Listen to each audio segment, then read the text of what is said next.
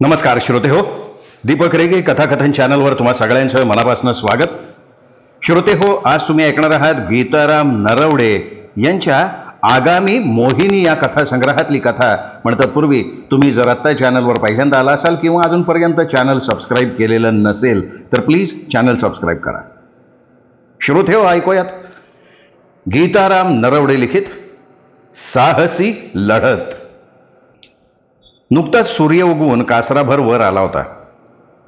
हवेतला गारवा चांगलाच अंगाला झोंबत होता. हवेतल्या गारव्यानं प्रत्येक जण अजूनही कुडकुडत होता. पानभरी रानावर दैवरानं आपलं बस्तान मांडलेलं होतं. आकाशातलं चांदणं दिवस उगवताच जमिनीवर उतरलेलं होतं. रानभर पसरलेल्या दवबिंदूतनं त्याचं अस्तित्व जाणवत होतं. हिरवगार गव्हाचं पीक चमचम चमकत होतं. पालीवर आलेला गहू लथपथत होता. पडलेली सूर्याची किरणं दैवरावरनं परावर्तित होत होती. अधूनमधून दैवराचं पाणी पानावरनं निखळत होतं आणि जमिनीतल्या मातीत शिरून दिसेनासं होत होतं. तारुण्याचा बहर आलेली सृष्टी आनंदानं वाऱ्याच्या झुळकीबरोबर डुलत होती. गारव्यानं हातापायाला वांबा येत होत्या.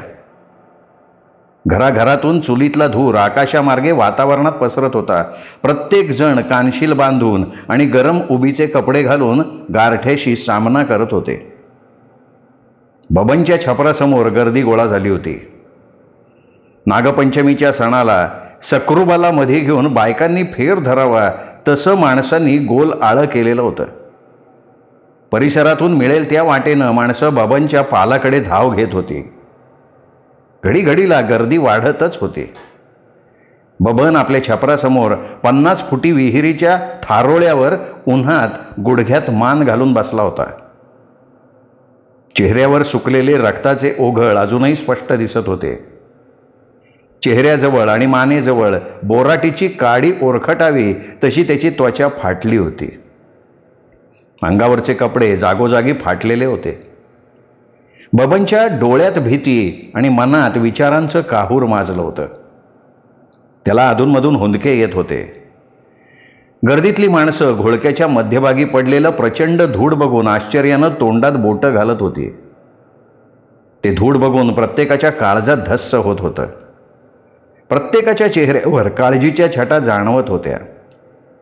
प्रत्येकाच्या अंगावर काटा उभा राहत होता. बबनच्या जखमा ते निरखून बघत होते. जखमा बघून प्रत्येकाला आश्चर्याचा धक्का बसत होता. बबनची धर्मपत्नी हिरा तोंडाला पदर लावून डोळ्यातली आसवं गाळत दैवराच्या सारणीवर बसली होती. डोळ्यातल्या आसवांनी पुसून पुसून पदर ओला चिंब झालेला होता. रडून रडून डोळे रक्तागत लाली लाल झाले होते. गोरापान चेहरा भीतीने काळवंडून गेला होता. तिच्यातलं चैतन्यच हरपलं होतं. हातापायाचा ढीग झाला होता. तिचं काळीज फाटलं होतं. बबनचा 4 वर्षांचा कानिफनाथ जवळच इकडून तिकडे फिरत होता. त्याला कशाची जाणीवच नव्हती. 10-12 वर्षांची रोहिणी मात्र आपल्या आईजवळ बसली होती. तिचे डोळे पुसत होती. आई रडू नको ना असं म्हणत होती. एवढ्या 60 ओलांडलेल्या गौराबाईनं आल्याबरोबर टोळक्याच्या मध्ये डोकून बघितलं आणि आश्चर्यचकितपणे ती म्हणाली, अगं बाया, काय गये? कौसाबाईनं तिथून काढता पाय घेतला. तिच्या अंगावर थरारून काटा आला होता. थारोळ्यावर बसलेल्या बबनजवळ ती आली. त्याला निरखून बघितलं. आपले खरबरीत दोन्ही हात त्याच्या तोंडावरनं फिरवले. त्याच्या चेहऱ्यावरच्या जखमेवर हात फिरताच त्याला वेदना झाल्या. त्यांनी तोंड कसनुसं केलं. आपल्या कानशिलावर दोनही हातांची बोटं कडाड मोडली आणि म्हणाली, बाबड्या, टाकळीच्या मारित्र्यानं तुझंही घिंटाळलं. आंघोळ पांघोळ करून पहिलं टाकळीला जा, तेलवात लाव, नारळ फोडायचं विसरू नको. तसं बबनला भडभडून आलं आणि तो ओक्साबोक्षी रडायला लागला. कौसाबाई पुन्हा म्हणाली, गप की, आता रडायचं नाही. काळ आला होता बाबा, पण येळ आली नव्हती. मारुती बाबा, साही झाला तुला, लय सत्याचा आहे त्यो. बबनच्या रडण्याचा आवाज ऐकून आजूबाजूला उभी असलेली 10-5 माणसं त्याच्या जवळ आली. त्याची समजूत काढायला लागली. एवढ्यात कानिफनाथ जवळ आला. बबननी त्याला खासकन जवळ ओढलं, आपल्या पोटाशी घट्ट कवटाळलं. रात्रीचा प्रसंग आठवायला लागला. सगळं चित्र त्याच्या डोळ्यांसमोर उभं राहिलं. ऐन थंडीचा मार्गशीर्ष महिना चालू असल्यानं बर्फ अंगावर टाकल्यागत हवेत गारवा भरला होता. चंदेरी रात्र भरात आलेली. निरभ्र आकाशात सगळी नक्षत्र उघड्या डोळ्यांना स्पष्ट दिसत होती. थंडीच्या लाटेत जागोजागी पानभरी मळ्यात गव्हाच्या भरण्या चालू होत्या. थंडीचा कडाका वाढल्यामुळे जागोजागी शेकोट्या पेटल्या होत्या. शेकोटीकडं करून म्हातारी, तरणी तर लहान लहान कार्टी बसली होती. खातगावातल्या चोरांचा विषय सगळेजण चवीचवीनं चघळत होते. चोरट्यांचा एक एक किस्सा एक एक जण रंगवून सांगत होता. बायका चोरट्यांच्या भीतीनं गर्भगळीत झाल्या होत्या. काही जण गंमत म्हणून अफवा उठवत होते. अफवांचं भरमसाठ पीक आलं होतं. प्रत्येक जण एकमेकाला सावध राहण्याचा सल्ला देत होता. चोरट्याच्या भीतीनं तरुण वर्ग एकत्र येऊन गस्त घालत होता. ऐन 40शीला गाठ घालणारा बबन अंगात गरम स्वेटर घालून गावात पाणी भरत होता. आकाशातल्या चंद्रानं दुधाळी प्रकाशाची खैरात केली होती. त्याच्या प्रकाशात सृष्टी न्हाऊन निघत होती.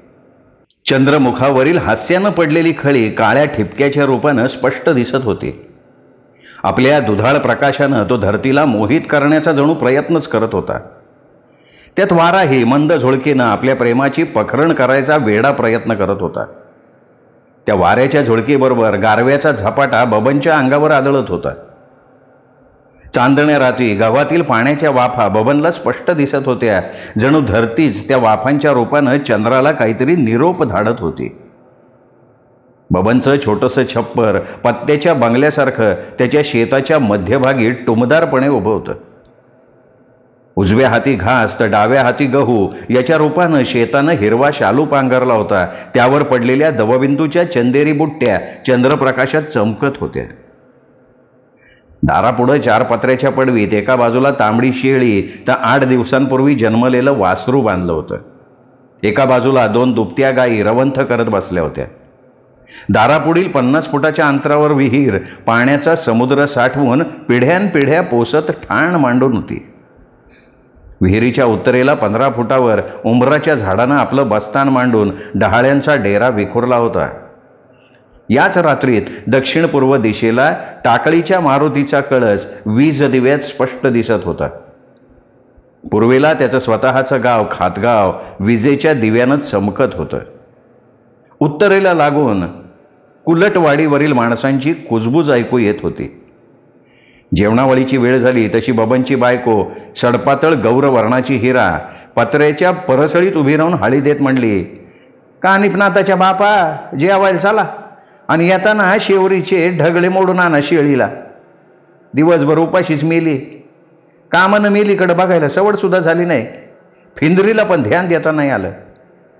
काही वाक्य बबनला उद्देशून तर काही वाक्य मनाशीच बडबडली आणि अंग चोरत महादेवाच्या देवळात वाकून शिरावं तशी बारक्या चौकटीतनं आत शिरली. बबन पुरता थकून गेला होता. आज सकाळपासूनच अंगात बारीक ताप जाणवत होता. अधूनमधून अंगावर काटा उभा राहत होता. पण पाळीची विहीर वेळेत भरणं काढायला पाहिजे म्हणून अंगावर दुखणं काढत दिवसभर पाणी भरलं होतं. आता मात्र त्याच्याच्यानी उभं राहवत नव्हतं. थोडंसं भरणं राहिलं होतं. भरणं आटोक्यात आल्याचं बघून पडलेलं दैवर पायाखाली तुडवत निघाला. औरंगजेबासारखा ग्रहलक्ष्मीचा आदेश कान टवकारून ऐकला. मनातल्या मनात बायकोला गावरान शिवी हासडली. पडलेल्या दैवरानं गुडघ्यापर्यंतचा भाग ओला झाला होता. गारठ्याचे चटके त्याला उघड्या भागात बसत होते. अंगात बारीक ताप असल्यानं ते गार चटके त्याला असहाय्य होत होते. तसाच तो विहिरीकडे निघाला. मोटार बंद केली. मुक्या जित्राबाला उपाशी ठेवणं बरं नाही हा मनाशी विचार करत तो घासात शिरला आणि शेवरीवर तुटून पडला. कवळीभर पाला मोडला. दैवरासहित पाल्याला कवळी घातली आणि सारणीचं दैवर तुडवत त्यानं घरचा रस्ता धरला. पाल्यावरच्या दैवरानं अर्ध अंग भिजून थपथपलं. घरात आल्या आल्या खमंग फोडणीचा वास बबनच्या नाकात शिरला. वासावरनं भाजी झकास झाल्याची त्याला जाणीव झाली. बाकी काही असो, स्वयंपाकाला मात्र बायको हुशार मिळाली. कुठलाही स्वयंपाक खमंगाने चवदार करते. बबननं मनातल्या मनात आपल्या धर्मपत्नीची प्रशंसा करत शब्द पुटपुटले. दैवरासही शेवरीच्या पाल्याची कवळी त्यांनी उभ्या उभ्या शेळी पुढं आणि वासरापुढं झोकून दिली. शेळी त्या पाल्यावर तुटून पडली. वासरानंही पाला चाटायला सुरुवात केली. पाल्याची टाकलेली कवळी बघून रवंथ करत बसलेल्या गायी धडपड करत उठल्या. त्यांना बघताच बबन बायकोला म्हणाला, गावड्यांना वैरण तोडून ठेवली का रे? तसं चुलीला फुकणीनं जाळ फुकताना हिरा म्हणाली, फिंदरीला सांगितलं होतं तोडाया, पण नाही तोडली. मग घाई घाई 2 पेंड्या तोडल्यात आणि स्वयंपाकाला झोंबले. कामाच्या टायमाला बी रोग येतो, थोडंफार हाताजोगं कराया. राग राग हिरा बोलली. हातातली फुकणी दानदिशी चुली पुढं आदळली आणि तव्यावरल्या गोल गरगरीत भाकरी खाली उलथानं फिरवलं. तव्यावरली भाकरी उलथली आणि चुली पुढं भाजायला लावलेली भाकरी डाव्या हाताने इचकून पाहिली. पुन्हा बिन भाजलेली जागा चुलीतून ओढलेल्या विस्तवावर लावली आणि काटवटीत पीठ मळायला लागली. बबननं तोडून ठेवलेले वैरणीचे 4-4 ताटे गायांच्या पुढे टाकले आणि दारातनंच म्हणाला, रोहिणी, जग भरून आण पाण्याचा, हातपाय धुवाया. चुलीजवळ बसलेली रोहिणी रडवेलं तोंड करून नाक मुरडत उठली. रांजणातनं जग भरून घेतला, दारातूनच बबनकडे दिला.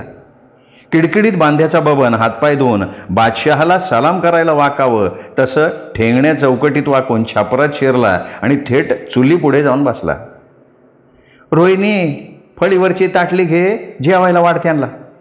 भाकरी करत बसलेल्या हिरानं पिठाचा उंडा मळत रोहिणीला आदेश दिला. रोहिणी तशीच बसून राहिली. हिरा कुत्रं खेकसावं तशी खेकसली. अगं उठ ना, हा येऊशिला, कधी वळण लागायचं? एवढी ठेंगणी झाली तरी अक्कल नाही. धुताड्याच्या घरी गेल्या आईबापाच्या नावाचा डांगणवाडा होईन. अहो, या फिंदरीला दापा तरी जरा. काही वाक्य रोहिणीला तर काही वाक्य बबनला उद्देशून उद्गारले तिने. बबनला हिराच्या बोलण्याचा हसू आलं. अबोल असलेली हिरा आता किती बोलकी झाली याचं त्याला नवल वाटायला लागलं. नवीनच हिरा बाशिंग बांधून गृहलक्ष्मीच्या पावलानं भरल्या आधेलीचं माप उंबऱ्यात कलंडून घरात आली तेव्हाच्या हिरात आणि आजच्या हिरात जमीन आसमानाचा फरक झाला होता. त्यावेळी ती अगदी बुजऱ्यापणानं वागत होती. शब्दाचा अगदी मोजका साठा तिला आयुष्यभर पुरवायचा असं वाटत होतं. प्रसंगापुरतं ती मोजकं बोलत होती. महिनाभर तिच्या पोटात अन्नाचा कण गेला नसेल असा खोल आवाज वाटायचा तिचा.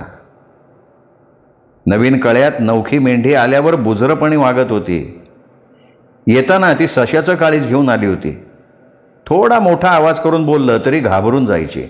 टचकन तिच्या डोळ्यात पाणीच यायचं. डोळ्याच्या पापण्या ओल्या चिंब व्हायच्या. भांडण हा प्रकार तिला माहीतच नव्हता. वडीलधाऱ्या माणसांच्या पुढे जाताना डोक्यावरचा पदर कपाळ झाकून घ्यायचा. कधी कुणाशी घडाघडा बोलत नसायची. भविष्यात ही पोरगी अशीच राहिली तर कसं होईल असं वाटायचं. परंतु हळूहळू ती इथल्या वातावरणात मिसळून गेली. बघता बघता तिच्या स्वभावात बदल झाला. मौनी स्वभाव जाऊन बोलकेपणा आला. कावरी बावरी होत असलेली हिरा अल्पावधीत धीट झाली. आता तिच्या अविरत बडबडीनं परिसीमा केलेली होती.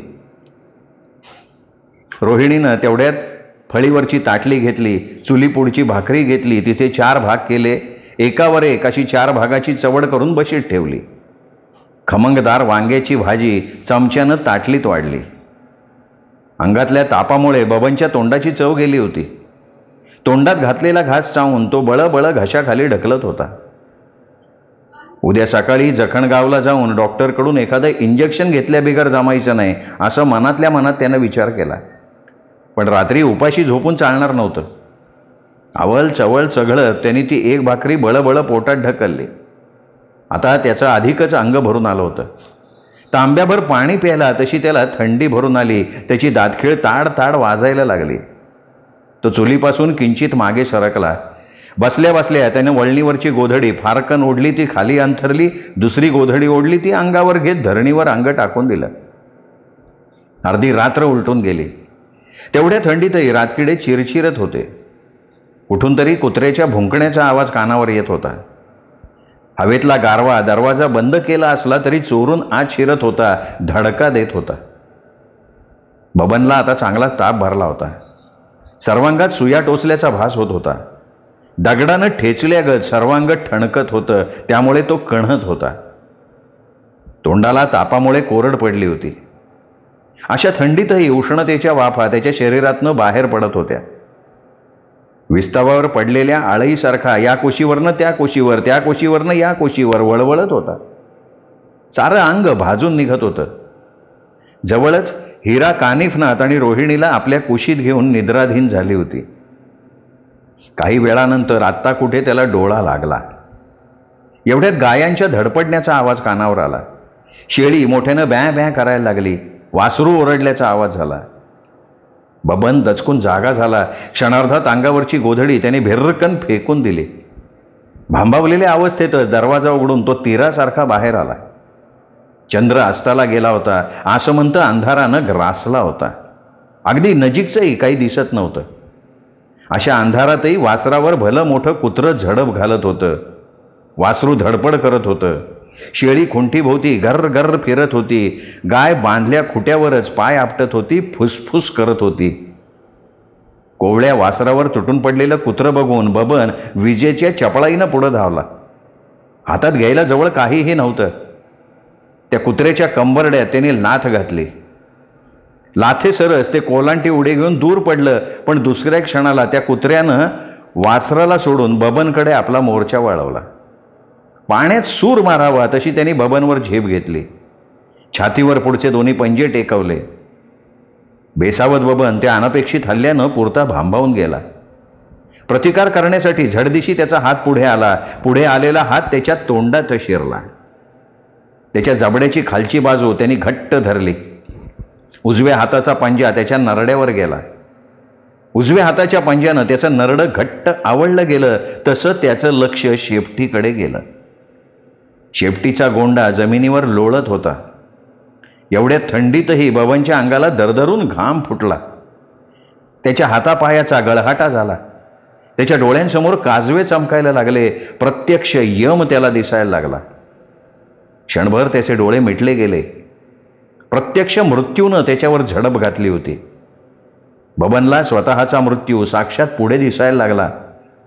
क्षणभर त्याची नरड्या भोवतालची पकड ढिली झाली. आता आपला अवतार संपला असं त्याला वाटायला लागलं. त्याची 10 वर्षाची रोहिणी आणि 4 वर्षाचा कानिफनाथ त्याच्या नजरेसमोर आला. त्याच्यावर झडप घातलेलं कुत्रं नसून ते एक हिंस्त्र लांडगं होतं. भुकेल्या पोटी हाकलल्यानं ते चवताळून बबनवरच धावलं होतं. आता त्याच्या तावडीतनं आपली सुटका नाही याची बबनला खात्री झाली. याला सोडलं तर ते आपल्याला जिवंत सोडणार नाही. त्यांनी हाताने प्रतिकार करता करता देवाचा धावा चालू केला. टाकळीच्या मारुतीची मूर्ती त्याच्या डोळ्यांसमोर उभी राहिली. काही क्षणात त्याच्या मनातली भीती निघून गेली. त्याच्या अंगात सहस्त्र हत्तींचं बळ संचारलं.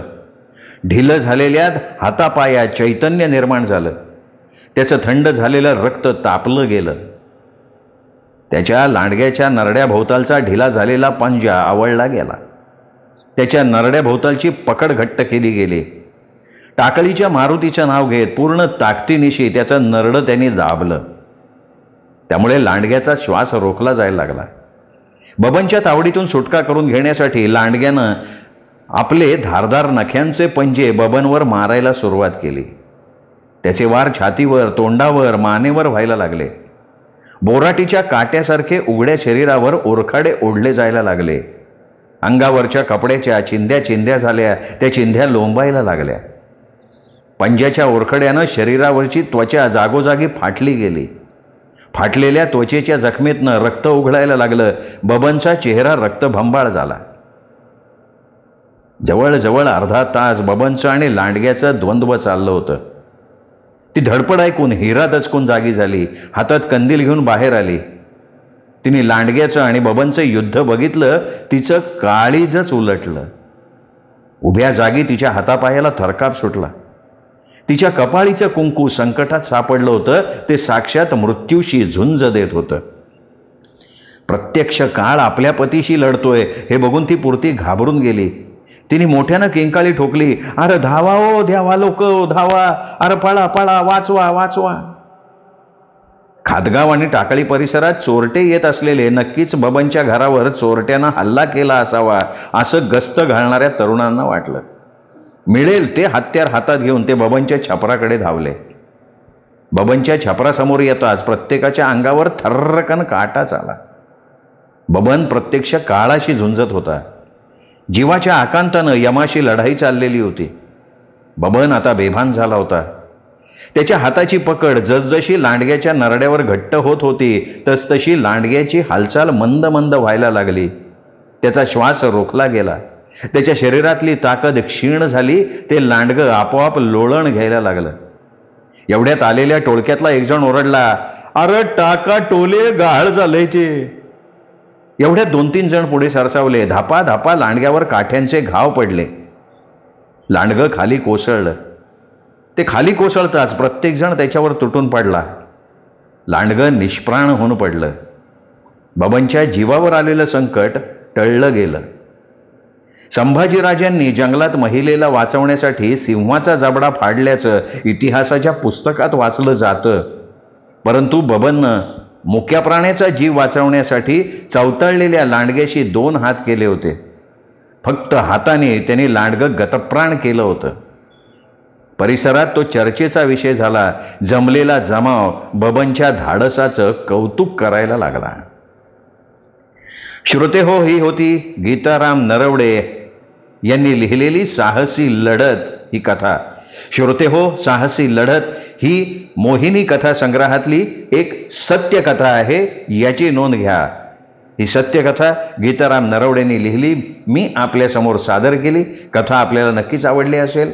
हा व्हिडिओ लाईक करा, कमेंट करा, मित्रपरिवारात नातेवाईकात ह्या कथेचा व्हिडिओ शेअर करा. आणि हो, चॅनल सबस्क्राईब करायचं चुकून राहून गेलं असेल तर चॅनल मात्र सबस्क्राईब करा.